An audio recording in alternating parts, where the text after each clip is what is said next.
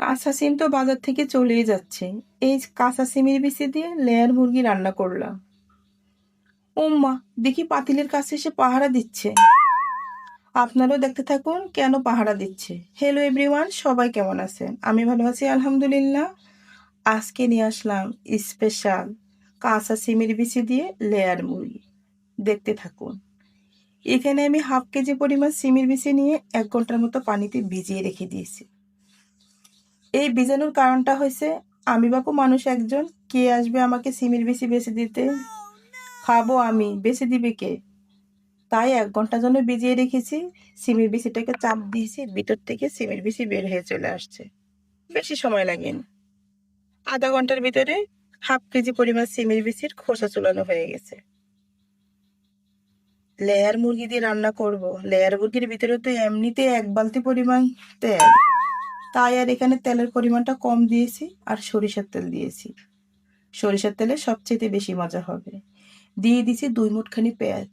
পেঁয়াজটা যেই না লাল লাল হয়ে আসবে, তার ভিতরে দিয়ে দিব হলুদের গুঁড়া, মরিচের গুঁড়া আর লবণ, সবকিছু পরিমাণ মতো। দিয়ে দিব ধনিয়ার গুঁড়া, দিয়ে দিব জিরার গুঁড়া, দিয়ে দিব গরম মশলার গুঁড়া।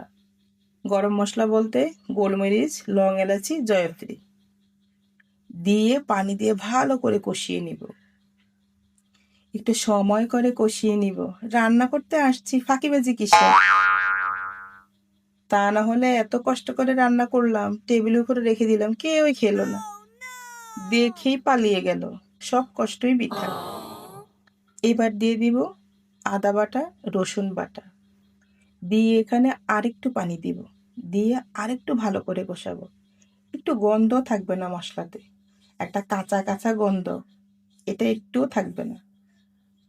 তাই আরেকটু ভালো করে মশলাটাকে কষিয়ে নিব। তার ভিতরে দিয়ে দিব সেই বিখ্যাত লেয়ার মুরগি। খুঁজে খুঁজে বাজার থেকে নিয়ে আসলাম এই লেয়ার মুরগি। সেই বিখ্যাত লেয়ার মুরগি দিয়ে দিব। এটা থেকে বেড়ে আসবে এখন 1 বালতি পরিমাণ তেল। এটা চামড়াটা কিন্তু একটু ভারী, এটাই খেতে কিন্তু অনেক মজা। লেয়ার মুরগিটা কিন্তু একটু শক্ত, তাই সময় নিয়ে রান্না করব। তা না হলে আবার দেখা যাবে কাঠ দাঁত পড়ে যাবে, পরে আবার ডাক্তারের কাছে যেতে হবে। তাই একটু সময় করে কষাবো। কষিয়ে মশলা আর মুরগি যখন একসাথে মিশে যাবে, তার ভিতরে ডেকে দিব। দিয়ে এখানে আধা ঘন্টা পরিমাণ রান্না করব। চুলার আঁচটা একদম লো হিটে রাখবো। এই ফাঁকে তোমরা ফেসবুকও দেখে আসতে পারো, এদিক দিয়ে লেয়ার মুরগি রান্নাও কমপ্লিট হবে। ঢাকনা তুলে দেখলাম লেয়ার মুরগির ভিতর থেকে যে পানি ছিল, সে পানিটা বেরিয়ে আসছে।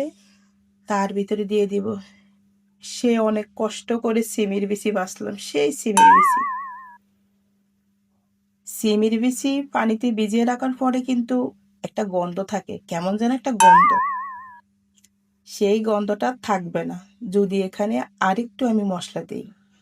এখানে আমি আরেকটু হলুদের গুঁড়া, আরেকটু মরিচের গুঁড়া আর আরেকটু জিরা এবং ধনিয়ার গুঁড়া দিয়ে দিব।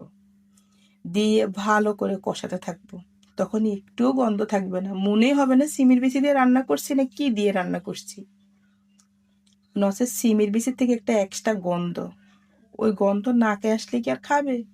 সবই দৌড়ে পালাবে।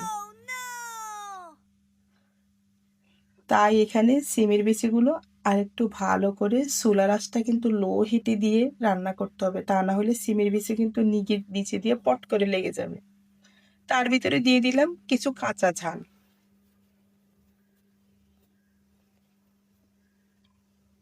আবারও ডেকে দিয়ে আরো 20 মিনিট রান্না করবে।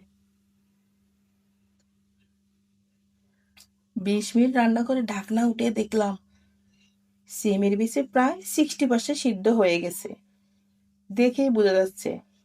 আর সিমের বিচির ভিতরে যে গন্ধ, সেই গন্ধটা চলে গেছে, কারণ অনেকক্ষণ ধরে কিন্তু কষানো হয়েছে। এই কষানোর ভিতরে কিন্তু সিমের বিচিটা সিদ্ধ হয়ে যাবে 60%। তাই এখানে আরেকটু আবার ডেকে দিব। এবার সিমের বিচিটা পুরো 80% সিদ্ধ হয়ে গেছে, বাকি আর 20% বাদ আছে।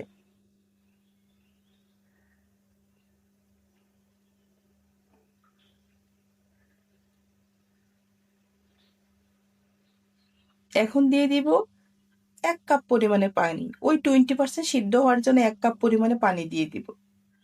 দিয়ে ভালো করে নেড়েচেড়ে নিব। নিয়ে আবার ডেকে দিয়ে এখন বেশি না, এখন আমি 5 মিনিট আরো রান্না করব। সেই 20% এর জন্য। একটা সিমের বেশিও গলে যাবে না। আরো 5 মিনিট রান্না করার পর ঢাকনা তুলে দেখুন। এখন কিন্তু চুলার আঁচটা কিন্তু আরেকটু বাড়িয়ে দিব, মিডিয়াম রেখে দিব। যেহেতু পানি দিয়েছি 1 কাপ। নামানোর আগে দিয়ে দিব দারচিনি গুঁড়া। আপনারাও বাসায় রান্না করে খাবেন আর আমাকে জানাবেন কেমন হয়েছে। আল্লাহ হাফেজ। Thanks for watching.